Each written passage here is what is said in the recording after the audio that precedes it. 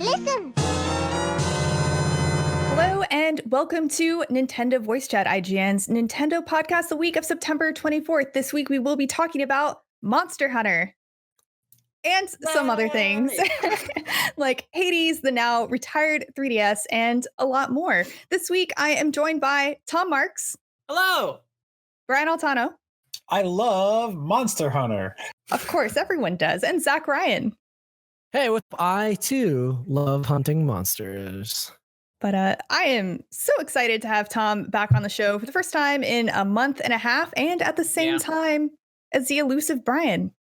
Who would have thought? Yeah. We could have this happen here we are. The gang's all here, except for Pear. I don't know where he is. He's so there's actually kind of an important meeting going on right now that we're all skipping in order to record the show, but that's okay. We'll learn about it later. Brian's confused. It's Hack Week. We're doing cool stuff. Oh no. Got it. Speaking of Hack Week, what happened to Zach? Zach, I don't. He's gone. There we go. And he's back. He's back. Apologies for audio listeners who don't know what just happened. Zach went to the important meeting for half a second to be like, "I'm here," and then came back. And it's fine. That's right. No one knows we're gone. It's a good trick. Did a very quick hack. We have more important things to talk about, which is Monster Hunter. So last week, I'm sure everyone saw, there was a mini partner direct, and it was a roller coaster of emotions for me. I literally said the day before, the only thing that will get me out of bed that early in the morning is if it's Monster Hunter or Rune Factory 5. And guess what I got? I got Monster Hunter Stories, and Rune Factory 5. Man, I was so excited. I teared up. I love these games. Tom, what do you think? What do you think about Monster Hunter Rise and Monster Hunter Stories 2 Wings of Ruin? You asked for Monster Hunter and Rune Factory 5, and it somehow over-delivered on that ask, which is quite impressive for a Nintendo Mini Direct out of nowhere. I'm super excited for this. It's really cool for a bunch of different reasons. First of all, I never played Monster Hunter Stories, and it feels like one of those games that is like kind of an ask to go back for now. So I'm excited to have a new one. I hope it's accessible, right, for new players. And then on Monster Hunter Rise, just to jump back to that, like, it's so cool to just add, like, I'm along with Casey, a big Monster Hunter World fan, and it's very cool to see what the next step for that series is, like what they're doing next. And especially it's exciting to see what they're doing with Nintendo, because this has been such a traditionally like well-supported franchise on Nintendo systems. And so Monster Hunter World was sort of the departure from that a little bit. And now to see what they're doing again, and to see that they're doing these open areas like World introduced, and they're doing a lot of cool stuff with movement. It's really exciting. Yeah. And one of the things that I asked for a new Monster Hunter on the Switch as well was one in a new engine that didn't use the same old engine, but kind of like Uprise. And they did exactly that. They are using Capcom's proprietary RE Resident Evil engine. I'm assuming that's what that stands for. But that is the engine that the new Resident Evil Village and Devil May Cry 5 run on. But don't get your hopes up that they are going to port those games over to the Switch, because they actually try to do that with Resident Evil 7 and realize that, yes, the engine can work with the Switch, but the game needs to be made with the Switch in mind. And that's what Monster Hunter Rise is. And I think it looks great. I don't think it looks as lush or as detailed as Monster Hunter World, but it looks fantastic. And to me, it looks like the gameplay is going to be kind of a mixture between World and classic Monster Hunter, like all the other Monster Hunters that aren't World, to put it like that. But there were a few things that Tom already mentioned. There will be load screen free seamless maps like in World. We're also getting this thing called a wire bug that looks a little bit like Iceborne's Clutch Claw, but has a lot more freedom. It looks like the bow was using moves from World, like the Dragon Piercer, and had those kind of moves, but I'm not really sure if the other weapons will control more like they do in World or otherwise. And we also got one of my favorite new additions. We have the addition of canines. So we already had felines and palicos, and now we got canines and palamutes, guys. Be excited. You get your own very own doggo.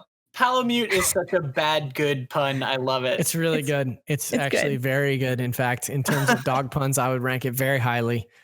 And you have to understand that there's a type of dog called a Malamute, And then this is a palamute because he's your pal, but also the cats are called palicos. It's a rich tapestry they're weaving here. A lot of people are. And in French, they're actually going to be called chumskis. Like, oh my God. That's better. I like that better. It's kind of better, right? Chumskis. That's the best news. That's the best thing I've heard all week. Chumpskis. You know what? I'm gonna refer to you guys as my Chumpskis. I'm okay with that. Yeah, I'm cool with that too. The good old Chumpskis of NVC. You said Chumpskis, and I thought that's a word Zach would say normally. Oh yeah, definitely. Yeah, it does kind of sound like that. What's up, my Chumpskis? I also wanted to mention Palicos and Chumpskis. I'm gonna start introducing videos like that. What's up, every Chumsky? Do it with no reference in another show, Zach. Do it. Perfect. Do it. Let me know when you do. I want to see it. Clip it out. Yeah. I want to see the direction. You got it. You got it. But Tom, I think it's interesting that you say it's kind of a big ask to go back to play the original Monster Hunter Stories, because Monster Hunter Stories was actually the highest selling 3DS game over the weekend after that announcement. So people are going back to play the first one, and I do highly recommend it. It was a great 3DS game. I gave it an 8.9, and honestly, the more I think about it, maybe I was very indecisive. I don't know what I would give it right now, because without those points, because we don't have those decimal systems in our. Don't ask questions like that. Oh gosh, no! Now I'm just in my own brain, like, ugh. Anyway, Monster Hunter Stories was good. It seems like Monster Hunter Stories 2 does not have a story related to the first one, so don't worry about being lost as far as plot goes if you don't want to replay it. But the original Monster Hunter Stories is also available on iOS devices if you were interested. Yeah, and I guess what I meant by it being a little bit of an ask is similar to Xenoblade Chronicles before it got its remaster, where it's like you totally can go back and play Xenoblade Chronicles, the original one. It's just like, and it's a good game. It's still there, right? It's just like you're asking people to go back kind of a little bit generationally in terms of like what hardware you need to go use. Like I haven't charged my 3DS in a really long time, right? There's little things, graphics aren't going to be quite up to snuff for what people are used to. It's not that the game like doesn't hold up. It's just like the experience of having to go back and do it. It's just like, this is a little bit like maybe a little more than what you would want to do. Yeah. No, I agree. So my original Monster Hunter Story save is actually stuck on the 3DS capture kit in the office. So, because for some reason, the save data for that game was stuck onto the SD card and not the game cart itself. I don't know what your guys' deal is, but I always keep my Nintendo 3DS handy. So it's right here. Do you really? As you can see. It's just in my desk right here. Oh, okay. Mine's in a drawer somewhere. But man, obviously, I think Tom and I can talk more, probably way more about Monster Hunter than we already did, but we can move on. I think we gave you the information. You guys can keep going. Here's the thing: we work remotely now, so I'm not like in the same studio as you. So I can like go make a coffee. I can, go hang out. Like we Perfect can, food break. I could, go heat up some pizza or something. Here's what I will say to tie it into something Brian actually cares about, which is I think it's really interesting with Monster Hunter Rise how clearly Breath of the Wild inspired this game is. Yes, we're gonna start seeing that more and more and more, because we've already started seeing it with other games like what's the new Immortals name? Phoenix Rising. Immortals Phoenix Rising. Genshin Impact. Yeah, we talked about these like Breath of the Wild likes a lot on last week's episode. And this year is going to be the year we see more and more of that, I think. And it's I think that that's not to say that Monster Hunter Rise is very clearly just like ripping that, right? Like they're putting that spin on a Monster Hunter game. But like it's cool to see that influence come in here, because Monster Hunter, some of my favorite parts about Monster Hunter World were when it started giving you more movement options with things like the Clutch Claw and Iceborne. And so to see them basically just say, you know what, that stuff was fun, let's just lean into it, is really, really neat here. Yeah, I mean, we kind of expected that, a bunch of people or studios would basically take some ideas from Breath of the Wild, because it was, incredibly influential and awesome as a masterpiece. But it takes a few years to make a game. And so I think we're now just starting to see the results of that trickle out. And I'm actually kind of excited about that, especially because we're not really getting an actual full Breath of the Wild sequel this year. So, I'll play some stuff that was inspired by it in the meantime. And to clarify, it seems like in Monster Hunter Rise, actually, they did say specifically you can climb just about any surface in the maps in Monster Hunter Rise, and there seems to be a lot of verticality in play. There was a lot of verticality in the maps in Monster Hunter 4 Ultimate originally, and it kind of seems like that. I don't think there will be that much combination into the combat with the ability to climb walls and stuff any more than there already are, like being able to jump off cliffs and hit a monster in the head with your sword. I mean, that's always cool. But no, it looks really cool. I'm very excited for it. I'm really interested to see how much of World and Classic Monster Hunter they will blend together. And I guess we'll just have to wait and see how that is, which will be this week during Tokyo Game Show. So yeah, we'll learn more. And Monster Hunter Rise comes out on March 26th of next year. That's so soon. That's crazy. It is really soon. I'm just glad we have a date. Like, I mean, it'll get delayed, but I'm glad we have a date. Yes, I'm glad we have a date. I wonder this had to have planned to be during Nintendo's E3, right? They had to plan to announce it during Nintendo's E3. Maybe. It's so hard to make any of those calls. Zach, you did a great feature all about that, looking at what Nintendo's E3 would have been. And we'll talk about that next week.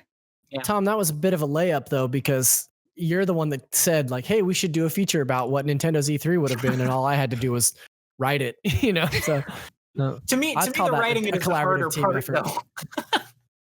Well, it went all right. It did okay. I said it, I put it out into the world, and then I went on vacation for a week, and I was just like, I came back and it was done, and I was like, cool, that's nice. Good work, guys. Thanks. Good collaboration. But there were some other things announced during that mini direct that I am also really excited for. Honestly, Disgaea 6 Defiance of Destiny is coming out summer next year.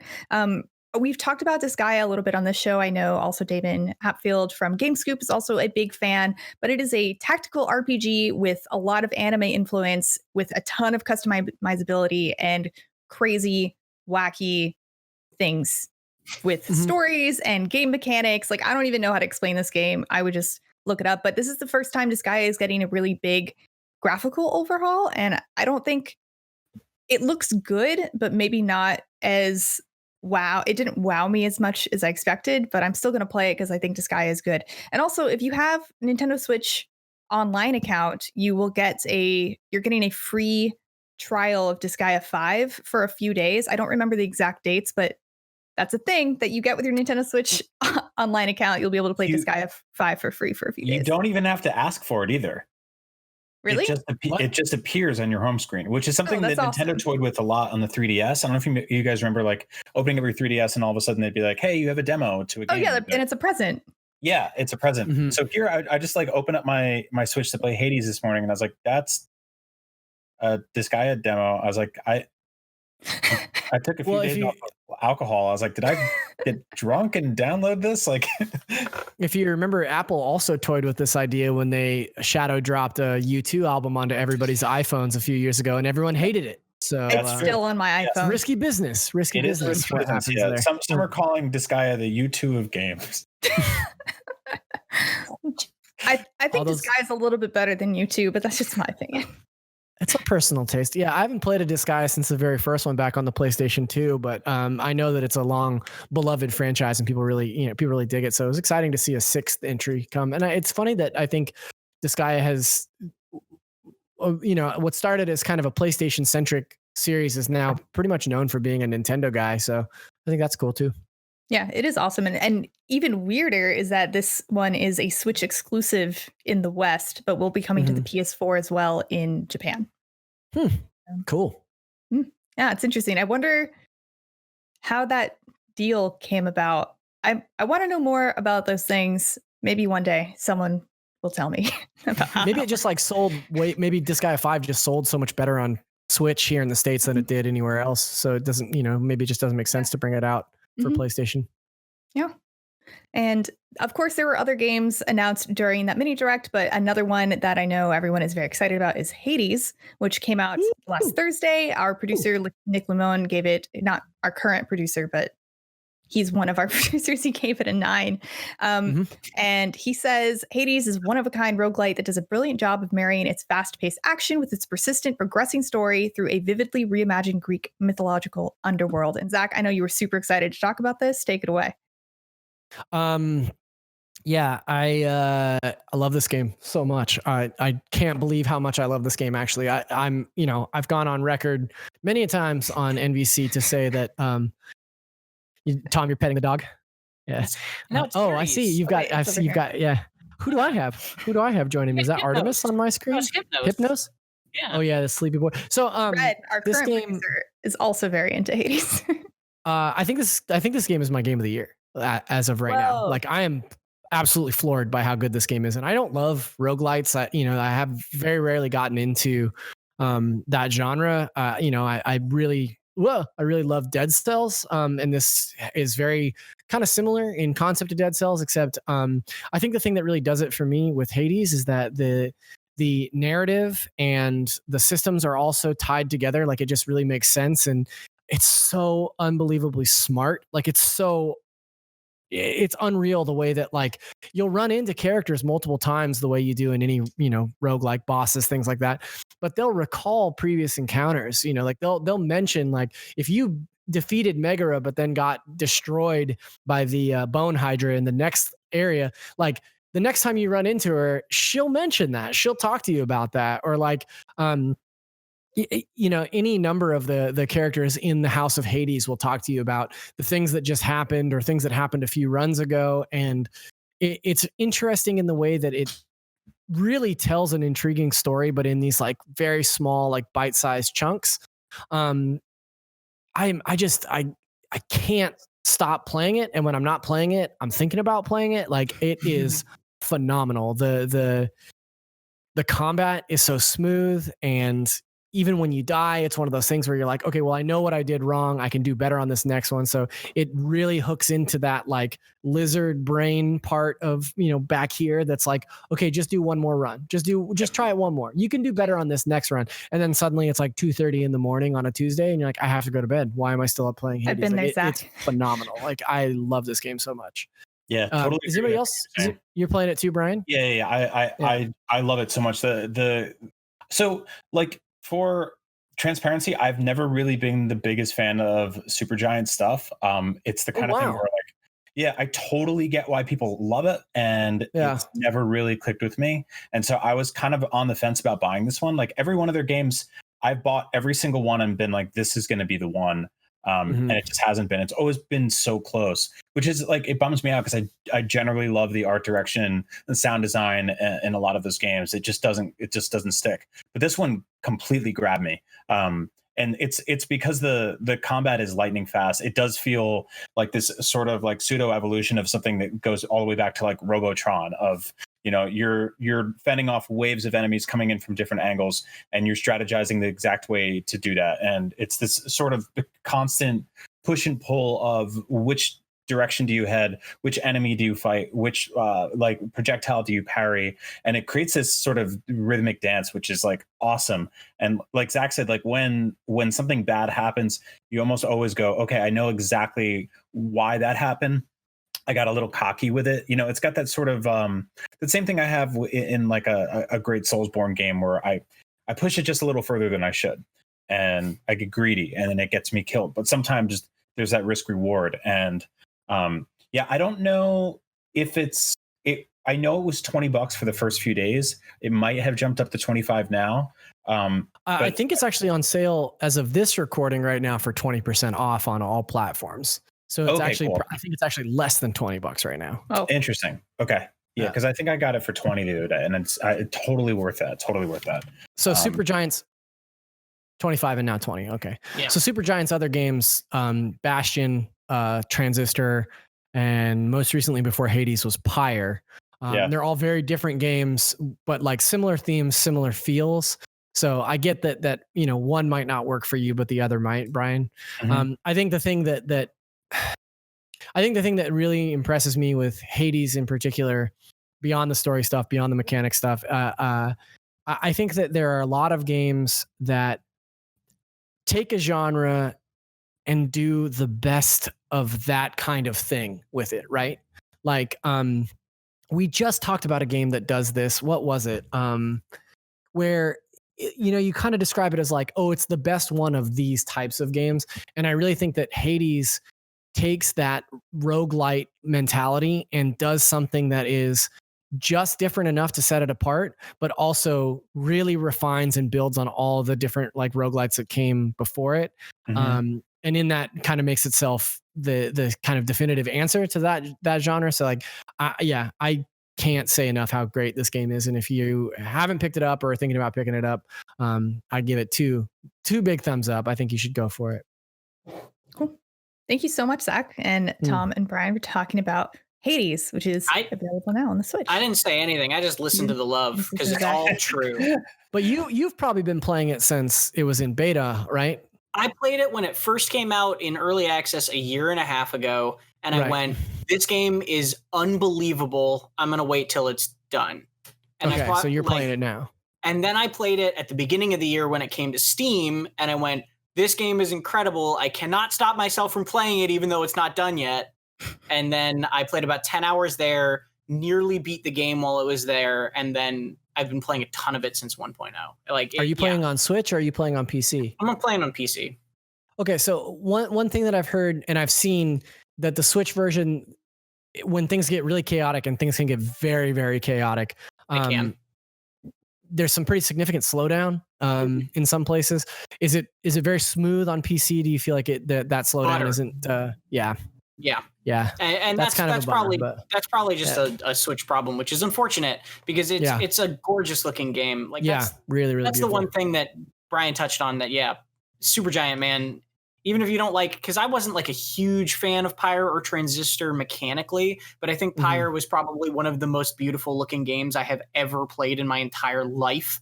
And like I can kind of square those two things in my mind where it's like, I wasn't crazy about this game mechanically, but oh my God, I would look at it nonstop every day. And like the music too, like all the aesthetics of really games, they just knock it out of the park every time. Yep. Thanks. And there were obviously a lot more games announced during and talked about during that direct, but there are only two more I want to mention. One is obviously Rune Factory 5. This is supposed to come out in 2020. It is the next one. It's the sequel to Rune Factory 4 Special, which came out on the Switch earlier this year. It looks cool. I'm excited. Not much more else to say. I've talked about Rune Factory 4 so much in this game, so much on the show before that you kind of know why I like it. And Rune Factory 5 seems like more of that with better graphics. Please. I feel like I've not played Rune Factory. Oh, go ahead, Tom. Well, I was gonna say it's a cool trailer that got me excited, and I'm just looking forward to seeing more because I don't really know a ton about it from that trailer. But like, I'm still hyped for it.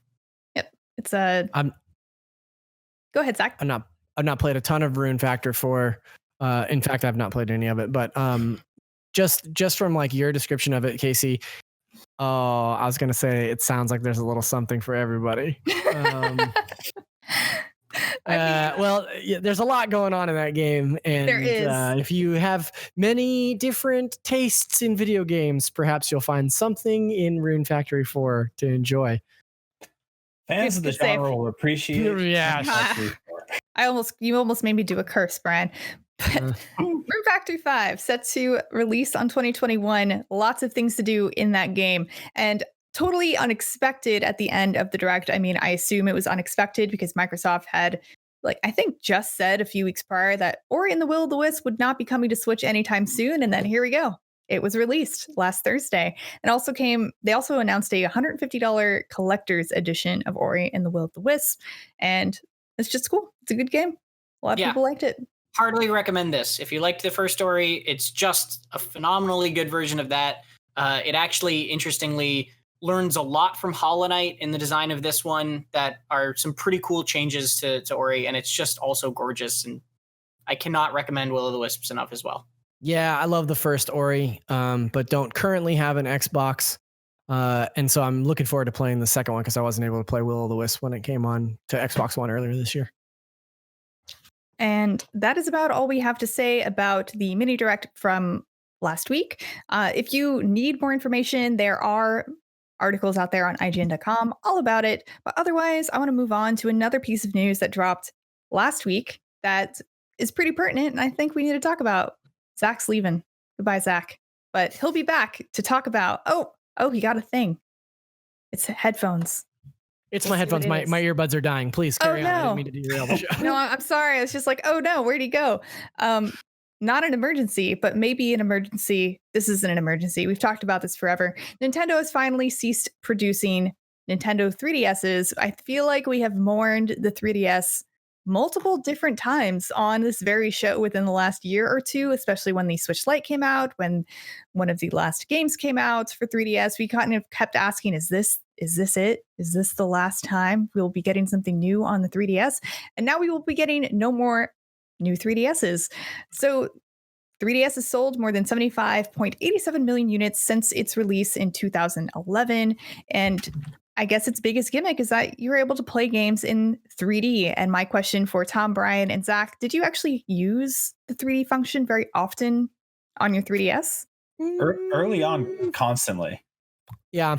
Yeah. I think it was like on a game by game basis. I think that there are some games that utilize the 3D backgrounds, the 3D functionality much better than others. So yeah, it's really dependent on which game. I think similarly. I used it. I would always turn it on for games. I think one of the greatest things they did with that system was being able to just have a slider for it. Like if you had to go in a menu and change it each time you want it, like that would be annoying. The fact that it was a slider was really smart.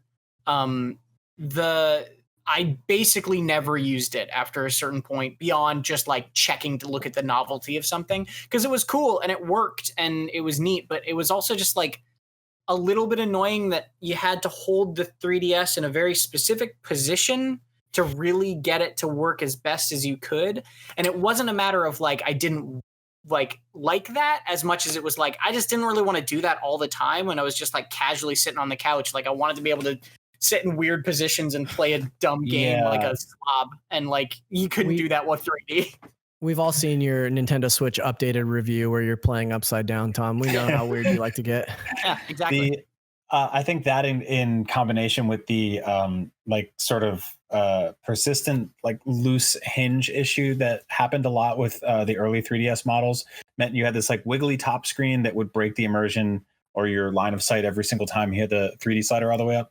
That said, I did love playing stuff like Pilot Wings and 3D Land and Link Between Worlds with the slider all the way up, because those, I think a lot of first party stuff early on really benefited from it. But eventually they basically just stopped making that even a thing. Like they just kind of forgot it was a thing. Because I think like it was in some way, I believe it was like holding back the processing power a little bit. And so I think they just kind of like skipped it. It was also a weird one because this was a handheld system that was primarily aimed at, you know, all audience, but definitely children. And there were big warning signs everywhere being like, ask your doctor if 3D is okay for you. Like it was, you know, it was weird. And so I think for like a specific, like basically like the younger Pokemon crowd wasn't really, you know, supposed to play with the slider on.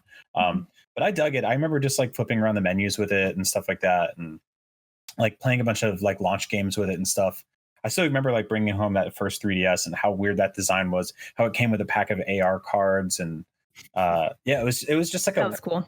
It was such a cool, weird little system. And I'm so glad it got so many different iterations and so many price drops. It became people's like, the 2DS became this entire sort of like entry point to Nintendo franchises for an entire new generation. You know, once it was priced cheap and bundled with Mario Kart and stuff like that. Like, yeah, I will always remember that system fondly. I will also remember when it was getting a bunch of games that Switch wasn't getting, and I was like, "Why don't you die?" Like, there was definitely a time where we were like, "Guys, please, no more 3DS." But I get it. There was 75 million of them out there, so you know, it was important to support. I think it was Sushi Strikers came out on both, and it just didn't feel good to play on the Switch at all. So I think there were a couple of games like that. But Metro, what was it? The Metroid game that came to 3DS. Samus Returns. Samus Returns. I'm kind of irked that that's still not on Switch, because like I had basically was ready to move on from that system by the time that game came out. But yeah, not a game that needs the 3D functionality, right? Like, Right. I don't even think it particularly used it like super well, but The other one, Persona Q2, and Oh yeah. Persona Q2 came out, and it was like the last major 3DS release that wasn't coming to Switch, and everyone was like, Can Basically we that exact noise I made. do we Yeah. all agree that A Link Between Worlds is probably the best 3DS game? yeah, Ooh. I mean, it is, to me, that's my favorite 3DS game for sure. Yeah, probably is. Yeah, I ranked that think high up 3D in Land is Zelda awesome. games It's very generally. close. Yeah, Super Mario. Yeah, 3D Land's also up there. I think A Link Between Worlds just used the 3D actually really well. It was one of the only games that actually kept it on for most of the game, at least. There's a little lot bit. of stuff in Link Between Worlds where you have to control Link, like being propelled up levels or dropping down levels. That like was really super cool. I really like that kind of stuff. Mhm. Fun story. Tangent. A Link Between Worlds is one of the reasons one of my long-term college boyfriends and I broke up, because I wouldn't put it down on a family vacation. Very impressive. Very impressive. Not at all. It's terrible. It was bad of me. I understand what I did wrong now, but also Well, I now don't you guys- regret you're beating. not together, and you have a job in the industry. Like things worked out. and it's fine. you know? It's totally good. But He's still stuck on vacation. Like it's everything. with his parents. yeah, going outside, like what? It's cold out there. One thing I do want to point out too is, as like a huge old school handheld fan, the 3DS was like Virtual Console was amazing. Like Yeah. being able to pop in every week and buy like Game Boy and Game Boy Color games for like $2 or $3 was the coolest thing in the world. I think the Game Boy Color games were $5, but man, like I had Link's Awakening and Samus Returns, like the old Pokemon's, Donkey Kong 94 was on there, like Oracle so much cool stuff Ages there. and Oracle of Seasons are on there too. That's Yeah, right. Brian, we've talked a lot on this show specifically about how for a long time, I mean, still the 3DS is the best Zelda machine because there's so many Zelda games that you can get on the 3DS. Mm-hmm. Yeah, all the NES ones, all the Game Boy ones, Minish Cap, if you got the sort of like apology certificate from when they dropped the price quickly, Link Between Worlds, Ocarina, Majora's Mask. There's so much cool stuff in there. Probably a Four Swords that I'm forgetting. Maybe. Yeah, there's that. There was that one weird Four Swords game, Triforce Heroes. That's what I'm thinking of. Yes, that one. Mm-hmm. That was. Well, we don't talk about that one a lot. Trying to get people to play that game with me was really hard for some reason. They did it for like an hour to humor me, and then just kind of like wandered off and never came back. And that's how I lost 3 more friends. No, I'm kidding. I played that game with Per Schneider and Jose Otero. Like we played like a bunch of levels, and it was super fun. We like all called each other one night, and because you couldn't do like voice chat, hence the name of the show. And it was a blast. And then I was like, all right, great stuff, guys. I'm gonna go play some more on my own. This sucks. Aw. Yeah, I think a lot of people finished it by themselves. I did too, because I'm lonely, but it was not what I was looking for. No, that was a good us. System. Yeah, it's a great system. It's us reminiscing about the Nintendo 3DS, now not in production. So if you want a new one, I guess you should go buy one. Snag one now. Yeah. But we did go and ask you guys, our viewers / listeners, to tell us what your 3 favorite 3DS games were. Specifically, if you could only play 3 games on the 3DS to get a sense of how great the system was, what would you give them? So this first list is from Grayson. Let's hear what he has to say. Hey, NVC, this is Grayson here. I think my top 3 favorite Nintendo 3DS games have to be number 1, Kid Icarus Uprising. That game really revitalized a franchise that was dormant for such a long time. The single player was fun. It was hard to play and it hurt my hands, but it was a good time and the multiplayer was great too. Super Mario 3D Land, really clever level designs. I love the use of the 3D visuals for the 3DS. Very, very good. And then A Link Between Worlds, probably some of the best Zelda dungeons ever. And yes, those are my 3 picks. Thank you, guys. Yeah, I think I can say the same thing about Monster Hunter 4 Ultimate as he said about Kid Icarus Uprising. It hurt my hands, but it was a fun game and good co-op. But a lot of people who left comments and videos said Super Mario 3D Land and A Link Between Worlds as well. Those are probably the most common answers. Yeah, for sure. Those have to be coming to Switch at some point, right? Yeah. Like that feels like the perfect sort of like February filler is to drop Link Between Worlds on Switch. All right, Nintendo. Right? Bring everything to Switch. They probably sell like a we're bajillion always talking copies. about Wii U stuff, but yeah, they probably sell like a bajillion copies of both of those games if they drop them for like $20. Yeah. Mm-hmm. And I honestly completely forgot about Kid Icarus Uprising because I feel like it came out pretty early in the 3DS. Well, I like that Grayson pointed out that it revitalized the franchise, but then we've not heard from that franchise since. Revived temporarily. Yeah. But hey, we know who Pit is now. I think that's true. That's maybe more of a Smash. We should credit that to Smash more than Kid Icarus Uprising. But this next yap is from Patrick Hughes, and he mentioned something that I think a lot of us may have forgotten about as well. Welcome, NVC. My top 3 3DS games. I want to start with Fire Emblem Awakening. This is the game that got me into the series and remains one of my favorite games.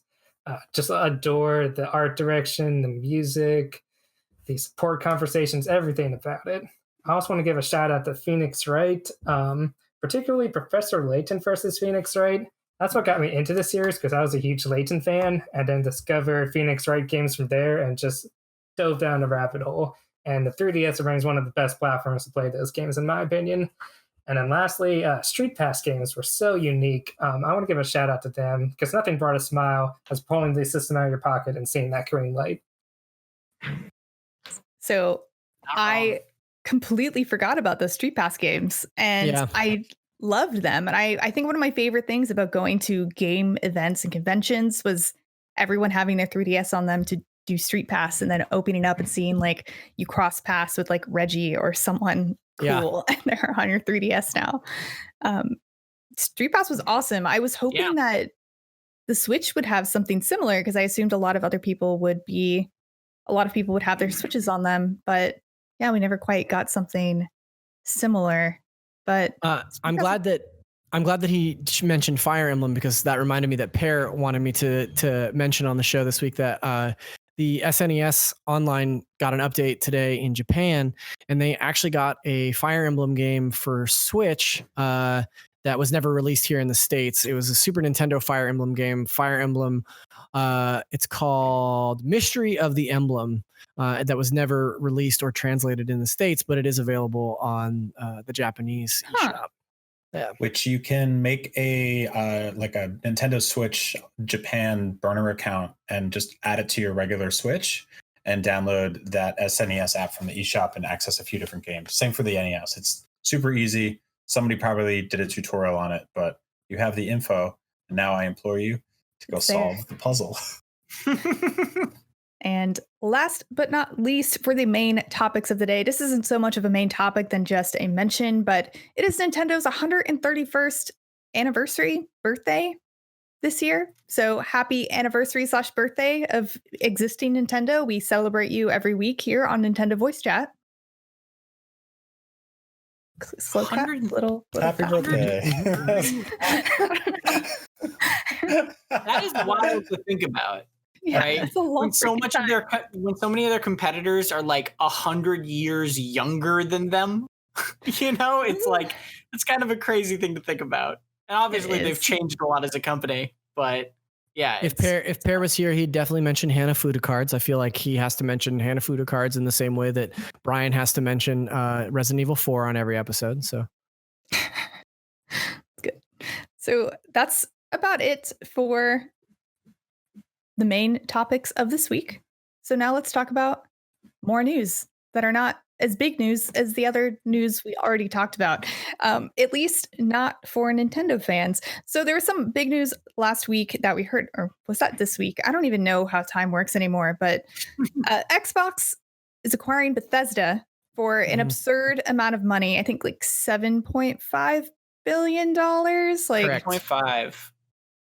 For context, Oculus was purchased by Facebook for 2. It might have been 2.5. No, it was 2. And then Microsoft bought Mojang, the Minecraft developer, for 2.5. Disney bought Star Wars for $4 billion. So 7.5 billion is an unthinkably large amount of money. Such a huge amount of money. It's crazy, man. Potentially the second most expensive video game studio acquisition ever. What's the first? I believe I can't remember who. It's whoever bought Supercell. Oh, wow. Okay. Let me double check that. But I guess the question Tencent buying Supercell for 8.5. Oh, Mhm. wow. Yeah. Well, 10 cent money. Gosh. But I think some people might be asking, does this affect Nintendo at all? I know we were getting some Bethesda games over to the Switch. For example, we're supposed to get Doom Eternal at some Sooner point. or later. Yeah. So, Zach, you left a note that just said, nope. Yeah, I had a lot of people actually asking me about this on Twitter this week too, just tweeting at me and saying like, hey, now that Bethesda has been acquired by Microsoft, does that mean that Bethesda games won't be on Switch? I don't think that that's the case. I think that Bethesda already plays nice with Nintendo. Microsoft already plays nice with Nintendo. I don't foresee Bethesda games not coming to Switch because Microsoft steps in and says, don't put those there. The bigger conversation, I guess, is like how exclusive Microsoft is going to be with upcoming titles. But I also don't assume that titles like Elder Scrolls 6 and Starfield would make an appearance on the Switch anyway, because those are developed exclusively, specifically for next gen consoles. So yeah, it's interesting. Like I don't particularly think that this will hinder Bethesda's relationship with Nintendo. But I also don't foresee like a ton of future Bethesda games coming down for the Switch because the tech behind them, unless there's a Switch Pro coming, the tech behind them is going to surpass what the Switch is capable of. I mean, I'm curious to hear your thoughts though as well. No, I think that's exactly it. Go ahead, Brian. No, I was just going to say that's probably exactly it. I don't really see this being a power play to spite Switch owners or Nintendo fans in general out of the Bethesda game library. The things that's holding those things back right now is, I believe, the Switch's architecture. I mean, if there was parity, I think we would have had Doom Eternal back in March, but also it would have died because it would have launched the same day as Animal Crossing. So that would have been a rough alternate timeline either way. But yeah, we got Wolfenstein and we got Fallout Shelter and a bunch of other Bethesda games have made their way over there. I actually hope this opens up the floodgates for some of the older stuff. I mean, Skyrim's on there obviously, but throwing some Fallouts, like some proper Fallouts on Switch would be super cool. I think that they're keeping that open. Like we got within 3 or 4 days of finding out about the Bethesda stuff, we found about Ori coming, the Ori sequel coming to Switch. So obviously that pipeline of Microsoft exclusives, air quotes, that are able to function on the Switch architecture being ported there will continue to happen. So I just hope that actually doubles or triples from here on out rather than just being shut off entirely. No, I completely agree with both of you. I think that it won't, as they said, it's not going to have a huge effect on Nintendo, but I don't know, maybe it'll have a small positive effect. I don't know. We'll see. But in other news this week, I don't know if all of you tried, but the Mario 35th anniversary pins became available on Monday to a surprise, and it was a huge pain in the butt. Brian, I'm assuming you try to get those pins. Can you tell me about your experience? Yeah, I'm actually trying to like think in my head. I would rank in terms of frustration. I didn't try to get one of the NVIDIA graphics cards, so that's probably in there somewhere. But this was neck and neck with trying to pre-order an Xbox. And the PS5 was actually easier for me because I happened to be on a computer when all of those things stumbled out. Yeah, that was fairly weird. Painless. Yeah. I feel like not with the heads up that everything was going down. It was harder to get an Xbox because all these bots started crashing sites. But Nintendo put the Mario pins up, I believe, almost by accident because the timing on it was bizarre. If you don't know by now, obviously, by completing a set of 6 challenges, which I believe are still ongoing, one of which was purchasing 3D All-Stars for the Nintendo Switch, and also, listening to some music on their website and playing the Mario Kart mobile game through like a specific event where you raced against like 16-bit Donkey Kong and Mario, unlocked the ability to basically get this free set of pins. And those just randomly went up. And what made this more difficult was that when I was trying to get a Series X, I had 7 different browser tabs open, but Nintendo is the only place where you could get Nintendo pins. So when their site was broken, you just didn't get the pins. And so for a lot of people, they were refreshing, adding to cart. And what would happen was you would the checkout process is that the store recognizes it as a free thing, but you still had to pay $5 for shipping. And so by clicking the button, it would time out and freeze. You'd click it again and you'd get to cart, and there'd be like 5 of them in your cart, and they'd be like, you're only allowed to have 1 in your cart, and they'd boot you back out and restart the whole process again. So it was cumbersome, and I was texting some friends about it and finally got through. And it was definitely a whole pain in the ass. But I figured, like, at the very least, they would have one of these for every single person that purchased this already limited edition software in 3D All-Stars, and they didn't. And so not only was this a big problem, but they sold out. And so for people trying to go back to it, they were greeted with this message that said, sorry, these don't exist anymore. There's no more. We're out of inventory, which is like really frustrating, because I think there's a lot of people that purchase that game knowing, okay, this is expensive, it's a limited time thing, but at least I get this cool set, of pins, celebrating Super Mario's history. And if they weren't online at that one specific, half hour where the websites were broken, like, they missed out. And that's kind of a bummer. So I hope Nintendo rectifies that. I hope they add an influx of new supply. And I hope they do good to the people that supported them on this one, because that Mario Kart event is still ongoing. And so there were probably a lot of people being like, oh, I'll get to that in, a day or two or whatever. And they didn't, and they were punished for that. 29th? Yeah. So far from now. Yeah, exactly. And so I don't know, keep checking. I feel like it was sort of like the way they did the SNES Classic Joy-Cons things, or the SNES Online Joy-Cons, where they sold out instantly, and they were like quietly restocked in the night once or twice, but you didn't really hear about it. You didn't really know about it. And they just instantly became like eBay fodder, which is kind of a pain. People are putting pins up on eBay as well. But we got a question from James J. DeSemus, and they said, regarding Super Mario Pingate, funny, do you gals and guys think that the pins were merely leftover E3 stock that they needed to get rid of, given how quickly they went? Consider me suspicious. You know what? I actually, when that feature pitch was going around about like the alternate E3, or whatever it was, where the thing you did, Zach, that Tom pitched, I was talking about that. I said that exact same thing in our Slack channel. I was like, I bet these pins were something that they were going to hand out at this huge Mario themed show floor. Just another reason that this year sucks is that, like, we were completely robbed of like a completely Super Mario Brothers themed E3 show floor. Well, maybe not. I have some theories about that as well, but I'll let you finish. No, that's it. So yeah, I think he's right. I think they probably were going to hand out those pins, but I don't think they would have gotten tens of thousands of them. Maybe, I'm not sure, because historically their swag disappears pretty quickly. Like, getting that little Link's Awakening figure was kind of a pain, and they were limiting one per person, and you didn't really get doubles or anything. So who knows? Still, really I didn't even try. I didn't even try to get those pins. I didn't either. Yeah. I thought about it for a minute, and then I was like, it's okay. I have enough tchotchkes. I'm good on those pins. So I didn't suffer that heartbreak, but I did talk to Brian and Andrew Goldfarb, and they both said that trying to secure those pins was like worse than trying to get a PS5. So. Oh, for sure. Yeah. I'm sorry for everyone. I got them. Well, hypothetically. That and the Sony pre-order thing, right? We had two instances of the major parties being like, hey, sign up for this link or do this thing and you'll get a chance to get this thing. And then it just sells out immediately and nobody actually gets it. And it's like kind of just rude.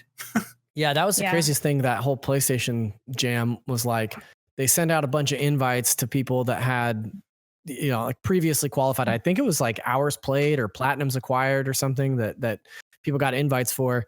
And they're like, okay, we'll let you know when these are gonna go live. But then those invites sold out super fast. Yeah. Like, I just like waltzed onto Amazon and got one pretty easily. I don't know. That was I don't believe any pre-order that I've ever made until it's like actually in my hands. But yeah.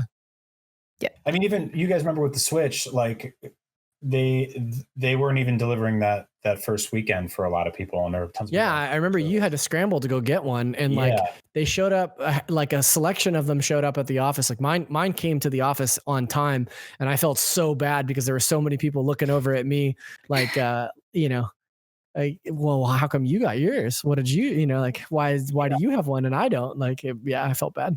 I tried. That was tough. That was a tough day. I tried so hard to get an in-person Best Buy pickup for the PlayStation 5 and it just was not working. So I'll just have to like wait and see if my not Best Buy pre-order will actually arrive go through on time. Yeah. So yeah, the pre-order madness was annoying all around this whole past week. It was very stressful. I think I got the things I wanted, not the Mario pins, of course, because I didn't try. But there are a few other news stories for this week. Okay. Like Nintendo maybe accidentally revealed a new Kirby Fighters game. It showed up on the Play Nintendo site, Kirby Fighters 2, no fanfare, no announcement. Some people on Twitter just saw the icon on that website, and it seems to be a follow-up to the 2014 Kirby Fighters Deluxe game for the 3DS. And this is what the description says from the website. Choose from a cast of Kirby's most iconic copy abilities, including the brand new Wrestler ability, and duke it out to be the last Kirby standing. Familiar friends and foes like Bandana Waddle Dee and King Dedede also make an appearance as playable characters in the Kirby Fighters 2 game, available exclusively for the Nintendo Switch system. Who doesn't love Bandana Waddle Dee? Yeah, saying that out loud, it sounds very silly. Kirby character designs are so simple that Waddle Dee and Bandana Waddle Dee are two different characters. I just love that. Two totally different men. Yeah. Did anyone play the original Kirby Fighters? No way. Yeah, me neither. I mean, this is not exactly what I want from a Kirby announcement, but I'm also like not gonna hate on it because Kirby is one of those games that, or one of those series that Kirby is my favorite Nintendo character, and they haven't consistently done what I would want from the series in a long time. So I've sort of just like accepted that I'm probably not going to get what I want from a Kirby game. What was the last Kirby game that you loved? I mean, Star Allies was real fun, but like beyond that, I think fondly back to some of the weirder ones, right? Like the Canvas Curse generation, and Squeak Squad was really good too. I think Canvas Curse was my favorite. I liked Robobots. Yeah. I was back in the 3DS segment. I wanted to give a shout out to Planet Robobot because that's my favorite Kirby game. I still just miss the sort of the Kirby All-Star Deluxe or whatever. There's a million names for it now, but that package, there's some Kirby games in there that I just wish would be full-scale Kirby games now, like new Kirby games, like the whole Great Cave Offensive where you're like finding treasures. Like, why do they not have that in a mainline bigger Kirby game? Or even like the Milky Way Wishes thing where you can like get powers that you can save later and do all that. Like, it's just all these cool ideas that I feel like they haven't really fully explored. I don't know. I'm an old man. I was actually that's a perfect segue because I think that the reason I don't connect with the Kirby fighting games is because I'm always like, why would I play this when Smash Brothers is sitting right here and it has Kirby in it and a bunch of other these characters and it's way superior. But the difference is those games are $60 and the Kirby games are usually just a couple bucks or they're free to play. And so I think if you're a little kid and you got a Switch for your birthday or for Christmas or something like that, and you're looking for like a fun free game to download, then like this is a great choice. It's a no-brainer. You don't have to invest $60 in it. There's no like major competitive scene arguing over character tiers and stuff like that. Maybe there is. I never doubt Nintendo fans, but I think like in that it has merit. But for me personally, like it's like you're sitting right next to Smash Brothers. I'll just play Smash Brothers instead. I feel like that might happen to a lot of games. Just play Smash. But lastly, the last bit of news for this week, and this is more of a PSA, Untitled Goose Games co-op update is out now. So go check out that Goose with a partner Goose if you are able to and have that game. And that's about it for news. So let's talk about games out this week. We have a lot of games. Tom, what are the most important games out this week? Yeah, we can breeze over some of these, but one of the ones I really wanted to give a shout out to is this game called Unrailed with an exclamation point at the end. This comes out on the 23rd, so today while we're recording this for $20. I played this back when it was in early access on Steam, and the concept is kind of like, if anybody knows Wallace and Gromit, the old stop motion movies. There's one scene in Wallace and Gromit where Gromit, the dog, is on a train laying down track in front of the train as it's going. That's basically this game, but co-op. So there's a train, and it's going through this procedurally generated sort of landscape, and you and up to 3 other people have to rapidly run out into the environment and like mine stone and cut down trees and bring the materials to the train, where the train has a car on it that builds track, and then you pick up the tracks and have to lay the track in front of the train as it's going so it doesn't crash. And the deeper in you get, like custom cars, or like different cars with different abilities. And it's simple, but it's like such a fun co-op, if you like local co-op time, of just like yelling at each other as you're like laying down tracks, and like it's very, very fun. It sounds like a lot of fun. RollerCoaster Tycoon 3 Complete Edition comes out on the 24th for $30. That you can kind of understand and expect. Speaking of Smash Bros, a Smash Bros style pixel art fighting game called Rivals of Ether that is extremely well loved on Steam is coming to Switch on the 24th, also for $30. It's just a really like well-liked pixel art kind of Smash style game, fighting game. And also Shovel Knight and Ori are like guest characters within it. So sweet. That's pretty cool. Cool. Yeah, those are the main ones that I wanted to give a shout out to. Yeah. I did want to quickly mention Lost Ember. I played that at Gamescom on PC last year, and I thought it was a really cute, relaxing game. You kind of play a spirit and take over different animals as you go and uncover a narrative of a story. I thought it looked cute, and I had like a nice, relaxing, fun time playing it. Tom, you pointed out that it has very mixed reviews from the Steam launch, ranging from 4 to a 9. Yeah. This is a good one to call out, just because it's like one to look at, but not necessarily one that like make your own decision about. Obviously, make your own decision about all these things. We're just recommending, but like you'll have to take a look at whether it appeals to you, because the Steam launches literally did range from like some people were giving it 4s and some people were giving it 9s out of 10. And obviously, everyone's opinion is their opinion, so it's not like one is wrong and one is right. It's just that the range is wide here, so just look into it. I'd say it's chill and passive if you're looking for that kind of experience from what I experienced. But yeah, those were some of the games out this week. I think the ones that Tom pointed out were Unrailed, Rivals of Ether, and RollerCoaster Tycoon 3 Complete Edition. Have them come out with a Zoo Tycoon Complete Edition, and I will be on that. But until then, not so much. But I did want to know, what are you guys playing this week that isn't Hades or Mario? Because, well, I guess if you're playing Mario, Brian and Tom, you haven't been able to talk about it. So. Yeah, I've actually been making my way through Mario 64. I'm up to 78 stars, I think. I love it. It's been really, I love this game. I've always loved this game. It's always been a very special game to me. I also completely understand why people are giving up on it early.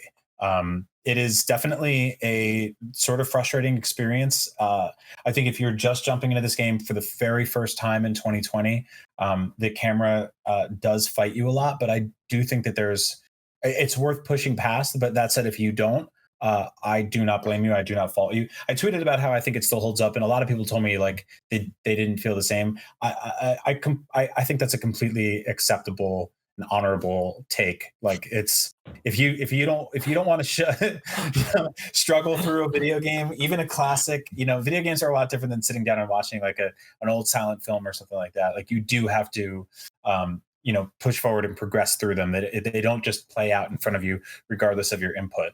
And so that said, I'm loving it. It's still really challenging. It's still really clever and fun.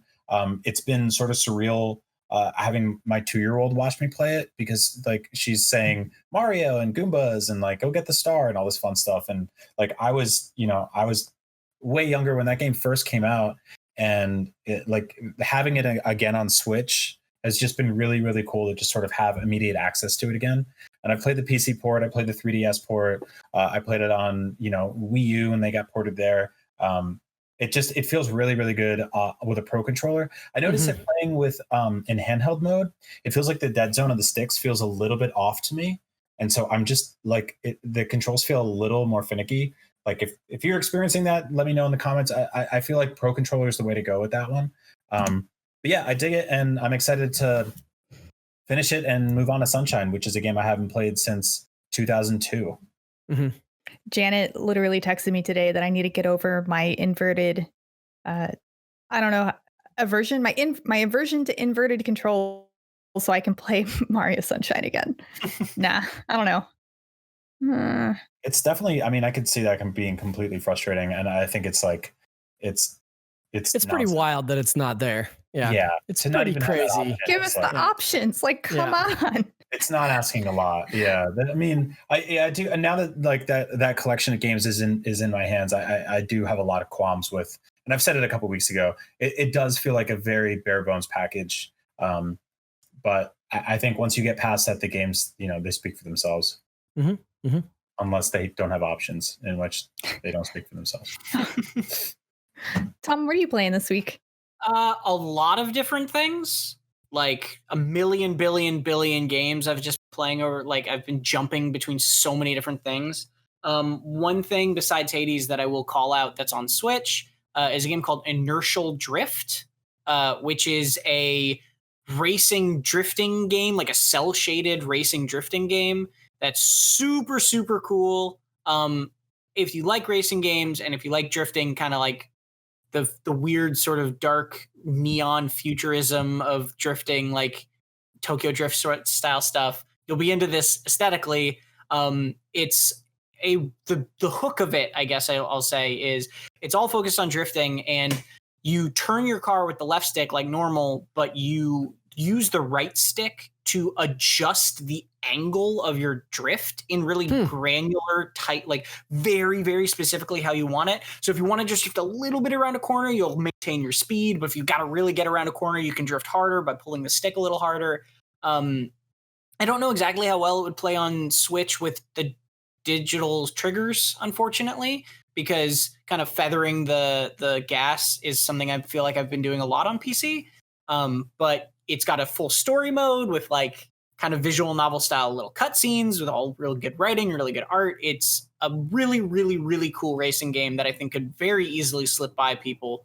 There we go. Our own Cam Shea from our Australian office is, by the time this goes up, probably will have already posted his review, and he's very positive of it there too. So one to go back and find. Nice. Cool. Inertial Drift. That was the name. Inertial Drift. Cool.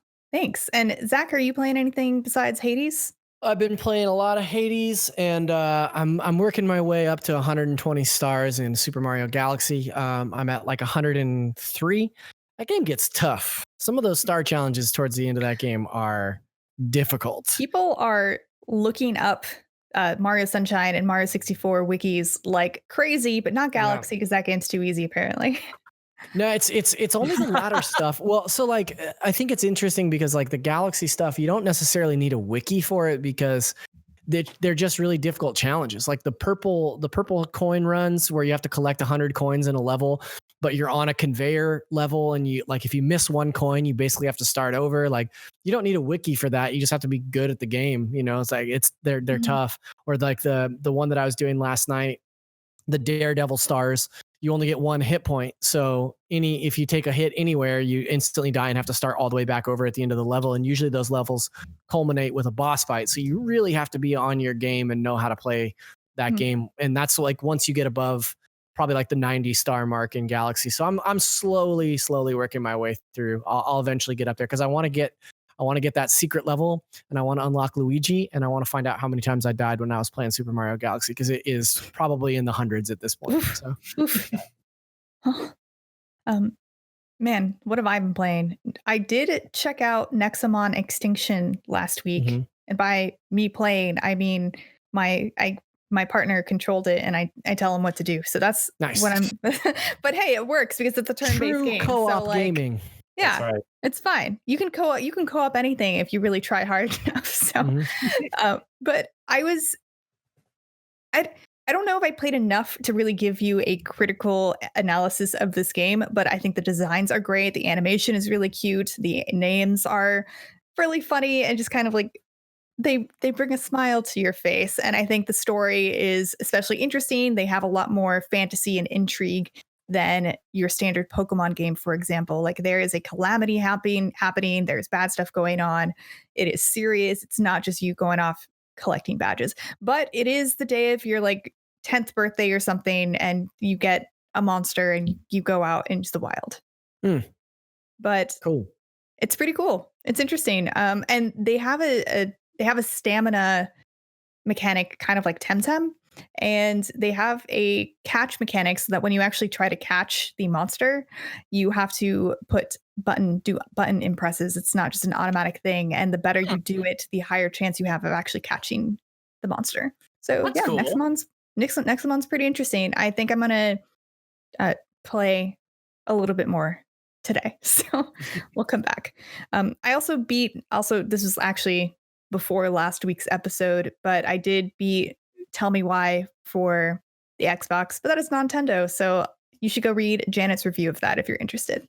But anyway, let's move on to question block, where we ask questions. So this first question is from Patrick Coppins, and they ask, would you rather play a 3D Mario game as Bowser or a 3D Zelda game as Ganondorf? Oh, Ganondorf. Yeah, Ganondorf for sure. Yeah. Really? Oh yeah. Well, because I feel like Ganondorf would be like a sort of like hyper steroided up version of playing a Zelda game. Like he's larger and powerful, but still, probably acrobatic, and he's got a big ass sword and stuff like that. And Bowser's just like a slower, clunkier version of Mario when it comes to platforming. Like as we've witnessed at the end of Super Mario Odyssey. Yeah, exactly. That said, I would definitely play both. Yeah, I would play both too. I mean, the story playing as Ganondorf for Zelda would be way more interesting than the story of playing as Bowser. I don't know. Maybe not. What about Bowser's inside story? That's what I was thinking. It's like, well, I'm torn on this because I'm more interested in a Bowser playing as Bowser, but also I feel like that's not as novel because we've played as Bowser in a lot of like the Paper Mario games and the RPGs. Like Bowser as a good guy or as the protagonist has like happened before, and Ganondorf hasn't. So like I'm more interested in Bowser, but I'm more curious about Ganondorf. Yeah, I'm more curious about Ganondorf as well. And last question for the week from Andres Villalba. Playing Mario 64 again got me thinking about completing games 100%. What were the first couple of games that you completed 100%? Mario 64. Mario 64? That was one of the first ones that I remember like really going for all the like trying to figure out every little secret. Because I started playing games a little bit later and then worked my way back to Super Nintendo and NES. So yeah. Probably Super Mario World, like getting the 96 gold star on that one, which meant like every secret exit and everything. I want to say that. I don't know, like it was harder to 100% games before that because they didn't generally like keep track of percentages. Yeah. I mean, you could play the original Zelda and try to get 16 hearts or whatever it was. I guess that comes close, but yeah, definitely probably Super Mario World and then Donkey Kong Country. Are you still thinking, Tom? No, I don't know. I don't really 100% games very often, and I don't think I could think of what the first one is. I'm not much of a completionist myself. I'm not either. I think the first game I beat, I don't think you would consider it 100% because there's nothing to collect or anything, but The Lion King for Super Nintendo. And I know people are going to say like, what the heck, Casey? Because that's what the reaction I got on Twitter. But when you're a kid and you get one game a year and that's your favorite game, you play it, and you're an only child, you play it a lot. Like I'm honestly very impressed. I'm honestly very impressed that you got past the level where you're jumping on the animal heads. That level was tough, man. Look, I'm not going to lie. After I had that game, after I had that game for a while, I got very sick of doing the second level as well, and then I started using cheat codes to skip that level every single time after that. I did beat it. Comes out, but I did not beat it every time I beat that game because screw that level. Yeah, absolutely not. But the first game I think I actually 100%ed was Pokemon Red, where I got all the Pokemon. Right, like that's the 100% version. One game I did feel compelled to 100% despite not usually doing that was Fez, but that was much later. And that 100% for that game is actually 206%. Yeah. I think there are some other games, like what was it? Final Fantasy X-2 had something weird like that too. I don't know. Final Fantasy X-2 is a weird one because like you can really easily miss 100%ing it, I think. Mhm. Yeah. There's a lot. But with that, that is all we have to talk about on this week's Nintendo Voice Chat. Thank you, Tom, Brian, and Zach, so much for joining me. I appreciate you being here. And if you want to ask your own questions to us, you can write us at nvc@ign.com or look out for the post on our Facebook group. And with that, you know that NVC is the only place you can Get the chumpus.